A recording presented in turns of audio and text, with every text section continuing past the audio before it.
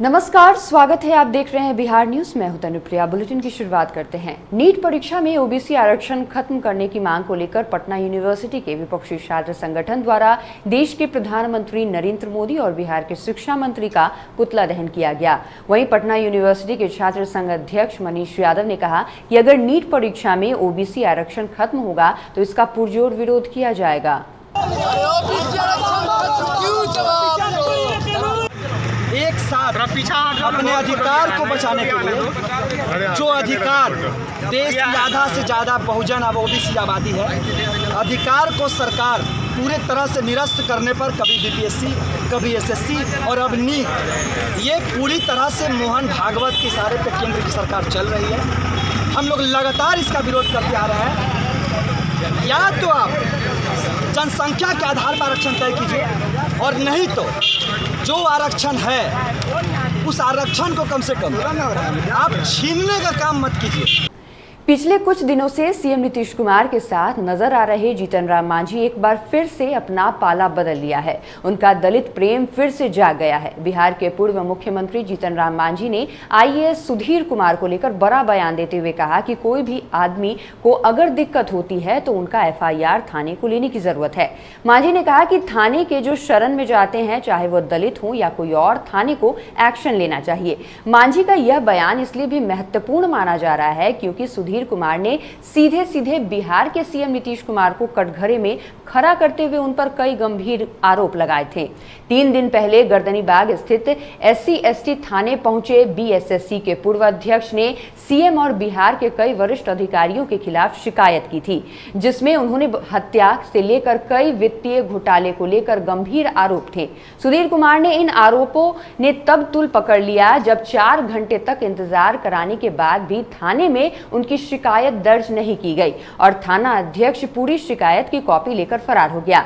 मामले को जहां जदयू की तरफ से नौटंकी करार दिया जा रहा था, वहीं नेता प्रतिपक्ष तेजस्वी यादव ने सीएम पर आरोप लगाते हुए कहा था कि इस पूरे मामले की जांच होनी चाहिए।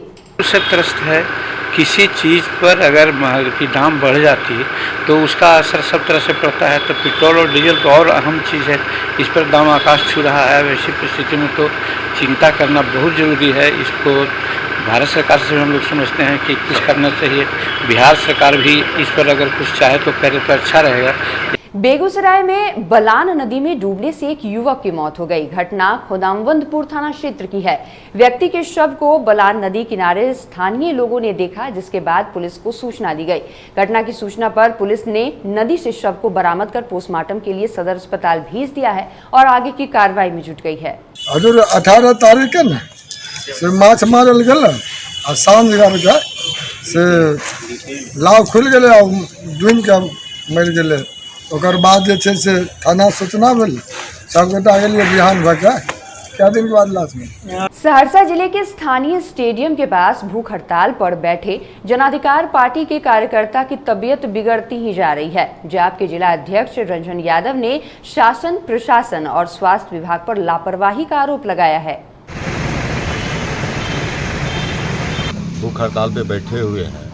यहाँ एक प्रशासन का या अधिकारी का लोग देखने तक नहीं आया है। यहाँ 10 ऐसे साथी हमारे हैं जिनका रात से ही तबीयत ठीक नहीं है, क्योंकि कल से ही हम लोग का भूख हड़ताल चल रहा है। इसलिए हम चाहेंगे, सरकार तो अंधी है ही, इसलिए हम जनता को भी जताने का काम कर रहे हैं। जो आप जागिएगा कब, ऐसे सरकार से ये मरते छोड़ देगा आप लोग को, हम लोग को, लेकिन ये लोग अपनी कुर्सी से ही प्यार करते हैं। लोग कुशेश्वर स्थान विधानसभा क्षेत्र के दौरे पर आए जल संसाधन मंत्री संजय कुमार झा को कटवारा घाट ब्रह्मपुर में कार्यकर्ताओं ने जोरदार स्वागत किया। वहीं प्रदेश कार्य समिति सदस्य विनय कुमार की अध्यक्षता में बाढ़ की समस्या, कुशेश्वर स्थान विधानसभा क्षेत्र में कन्या महाविद्यालय आदि कई मांगों को लेकर एक पत्र भी दिया गया। जिंदाबाद जिंदाबाद संजय झा जिंदाबाद, संजय झा जिंदाबाद, मिथिला के लाल जिंदाबाद जिंदाबाद जिंदाबाद, भारती पुत्र जिंदाबाद जिंदाबाद जिंदाबाद, मिथिला के लाल जिंदाबाद।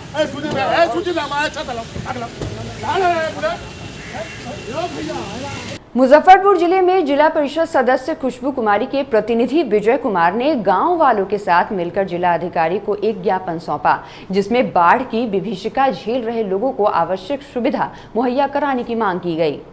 ज्ञापन दिया सरैया प्रखंड के गिजास, रेपुरा, रामपुर, बल्ली और विश्वनाथ आदि पंचायतों में बाया नदी के जल स्तर में व्यापक वृद्धि होने से भीषण बाढ़ आ गई है और जिला प्रशासन के द्वारा, अंचल प्रशासन के द्वारा अभी तक कोई सुविधा मुहैया नहीं कराया गया। खास करके गिजास जो पंचायत है, जो बाया नदी और झाझा दोनों तरफ से घिरा हुआ है, वो बिल्कुल बाढ़ के चपेट में पूर्णतः आ गया है। वहाँ का आवागमन ठप है। खबर सासाराम से है, जहां जिला मुख्यालय स्थित समाहरणालय पर जन अधिकार पार्टी के कार्यकर्ताओं का दूसरे दिन भी उपवास जारी है। आपको बता दें कि समाहरणालय के समक्ष महंगाई के खिलाफ ये लोग 48 घंटे से उपवास पर बैठे हैं। डीजल, पेट्रोल और गैस की महंगाई को लेकर के हम लोग जन अधिकार पार्टी हम लोग आज धरना पर बैठे हुए हैं। पप्पू यादव की रिहाई की मांग हम लोग करते हैं और जो सासाराम में जो जल जमाव है, उस जल जमाव का भी हम लोग मांग करते हैं, जिसे जल जमाव से यहाँ के प्रशासन से न्याय मिले। जन अधिकार पार्टी के राष्ट्रीय अध्यक्ष पप्पू यादव के आह्वान पर बिहार के सभी जिले के साथ साथ कटिहार में भी पार्टी के नेता अपनी 5 सूत्री मांगों को लेकर राज्यव्यापी भूख हड़ताल पर हैं। गौरतलब है कि जन अधिकार पार्टी के कटिहार जिला अध्यक्ष अरुण सिंह ने कहा कि राज्य सरकार ने पार्टी के सुप्रीमो पप्पू यादव को साजिश के तहत जेल में बंद किया है। जी, भूख हड़ताल पर बैठे हैं आज। निश्चित रूप से आज पूरे बिहार में जन अधिकार पार्टी के बैनर तले हमारे राष्ट्रीय अध्यक्ष राजेश रंजन और पप्पू यादव जी के आह्वान पर हम लोग बैठे हैं और आप लोग भी जान रहे हैं कि शायद ये जो हिटलर शाही सरकार है, नीतीश कुमार जी जो मोदी के तर्ज पर शासन चला रहे हैं, ये हमारे राष्ट्रीय अध्यक्ष माननीय पप्पू यादव को आखिर एकदम छोटा सा मुकदमा जो लगभग समाप्त के कगार पर है, ऐसे मुकदमे में उनको जेल में डाल के रखा गया है। निश्चित रूप से सबको पता चल गया कि नीतीश कुमार को पप्पू यादव की सेवादारी पसंद नहीं है। जाप के राष्ट्रीय अध्यक्ष पप्पू यादव जी के आह्वान पर 5 सूत्री मांगों को लेकर भूख हड़ताल पर बैठे हैं। मेरा प्रमुख मांग है, बाढ़ पीड़ितों को अविलंब सहायता पहुंचाई जाए, ओबीसी आरक्षण को लागू किया जाए।